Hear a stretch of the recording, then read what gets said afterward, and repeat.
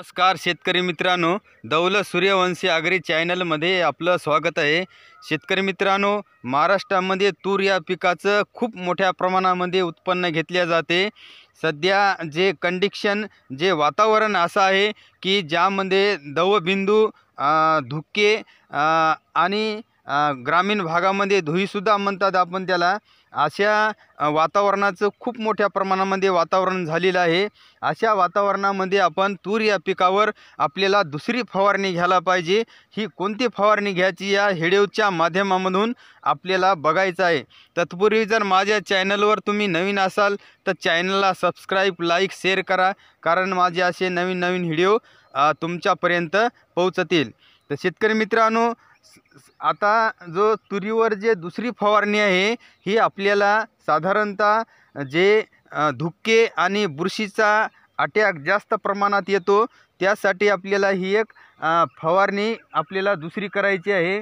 ज्यामध्ये की आपल्याला साधारण एक अळीनाशक, बुरशीनाशक आणि जे दुय्यम अन्नद्रव्य आहे हे आपल्याला तूर या पिकाच्या फ्लोरिंग स्टेजमध्ये, आणि हे साधारणतः एक असे छोट्या छोट्या शेंगा लागत आहे। या फुलाचं रूपांतर आपल्याला अशा छोट्या शेंगत झालं पाहिजे, त्यासाठी आपल्याला हे फवारणी करणं खूप गरजेचं आहे। तर शेतकरी मित्रांनो, सध्या थंडीचं वातावरण खूप असल्यामुळं जे जमिनीमधून जे येणारे आहेत हे मायक्रोन्यूट्रन हे गारव्यानं गोठल्या जातात। त्यासाठी आपल्याला वरून स्प्रेच्या फवारणीच्या माध्यमामधून आपल्याला हे मायक्रोन्यूट्रन द्यायचे आहे। त्यासाठी आपल्याला ही एक खूप अतिशय महत्त्वाची फवारणी आहे। आपल्याला जर तुरीमध्ये जास्त प्रमाणामध्ये जर उत्पन्न घ्यायचं असेल तर ही फवारणी करणं खूप गरजेचं आहे। कारण यासाठी आपल्याला या फवारणीमध्ये आपल्याला साधारण एक कोराजिन हे 5 ml 15 लिटरच्या पंपसाठी घ्यायचं आहे। आणि दुसरं जे चिलमिक्स कॉम्बी हे आपल्याला 25 ग्राम 15 लिटर पंपसाठी घ्यायचं आहे। आणि दुसरं एक बुरशीचा अटॅक येऊ नये म्हणून आपल्याला स्वस्तात मस्त असलेले साफ हे बुरशीनाशक 40 ग्राम 15 लिटरच्या पंपसाठी घ्यायचं आहे। याचं कॉम्बिनेशन करून आपल्याला ही एक फवारणी करायची आहे, ज्यामध्ये की आळी आणि किडीचा इतर कुठलाही 20 ते 22 दिवस प्रादुर्भाव आढळून येणार नाही आणि कंट्रोलमध्ये येताल, हे त्यासाठी ही एक महत्त्वाची आपल्याला ही फवारणी आहे। तर कोराजिनमुळं आपल्याला काय होईल, साधारण ह्या स्टेजमध्ये अशा जे शेंगा आहेत त्या छोट्या छोट्या याचे मोठ्या प्रमाणामध्ये याच्यामधले जे सीड आहेत हे भरले जातात आणि आळ्या डॅमेज करणार नाहीत। आता या ठिकाणी बघू शकता, अशा ह्या जे कळ्या आहेत याचं जे रूपांतर आपल्याला अशा शेंगामध्ये झालं पाहिजे। हे छोटे छोटे शेंगा निघालेत असं झालं पाहिजे, त्यासाठी आपण ह्या ठिकाणी कोराजिन हे वापरलेलं आहे। आणि दुसरं, सकाळचे जे दवबिंदू आहेत, जे धुके आहेत, जे ग्रामीण भागामध्ये आपण त्याला धुईसुद्धा म्हणतो, त्यासाठी आपल्याला एक साधा आणि स्वस्तात मस्त एक बुरशीनाशक आपण साप नावाचं हे आपल्याला 40 ग्राम 15 लिटरच्या पंपसाठी आपण या ठिकाणी सांगितलं आहे। या माध्यमामधून तुमची बुरशी आणि जे फ्लोरिंगला जे बुरशीमुळं जे फ्लोरिंग आणि ज्या छोटे छोटे हे जे दिसतात शेंगा याचं गळती होऊ नये, त्यासाठी आपण ही बुरशीच्या माध्यमामधून हे साप बुरशीनाशक आपण सांगितलेलं आहे।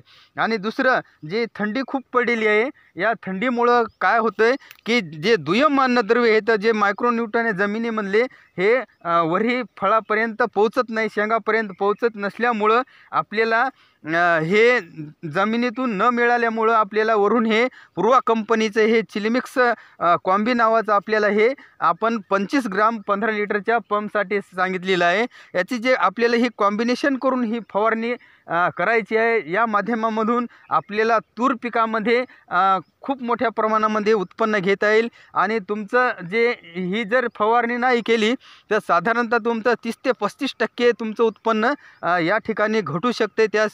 त्यासाठी ही फवारणी खूप अत्यंत आणि महत्त्वाची आहे। तर या फवारणीमुळं एक फायदा होईल तुमचा, की हे जे दिसतात हे आळ्याने डॅमेज केलेले आहेत, हे आळी आणि किडीचा हे शेंगावर प्रादुर्भाव आढळून येणार नाही।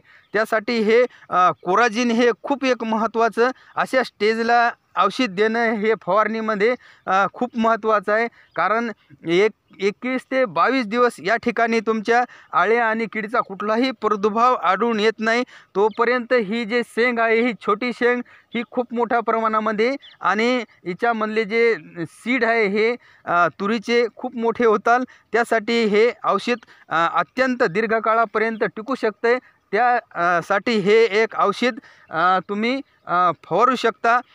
कारण अनेक औषधं मार्केटमध्ये भरपूर आहेत, परंतु या कोराजिन हे औषधाचा खूप रिझल्ट चांगला आहे आणि ह्याच माध्यमामधून आपल्याला या औषधाच्या माध्यमामधून तुरी या पिकामध्ये उत्पन्न आपल्याला अपेक्षित आहे ते घेता येईल.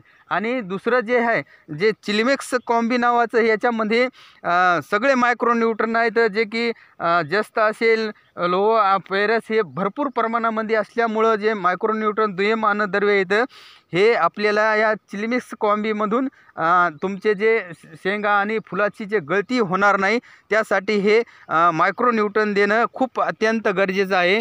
आणि तुम्ही ह्या प्लॉटवर बघू शकता, या ठिकाणी आता फ्लोरिंग हे साधारणतः 40 ते 60% आहे आणि उर्वरित जे अशा छोट्या छोट्या शेंगाचं रूपांतर झालेलं आहे. त्यासाठी ही एक फवारणी खूप महत्त्वाची आहे. तर शेतकरी मित्रांनो, अशा प्रकारे जर आपण ही फवारणी केली तर आपल्याला साधारणतः याच्यामधून उत्पन्न भरपूर मिळेल आणि जे अपेक्षित आपण उत्पन्न धरलेलं आहे ते जवळपास आपण टच करू शकतो.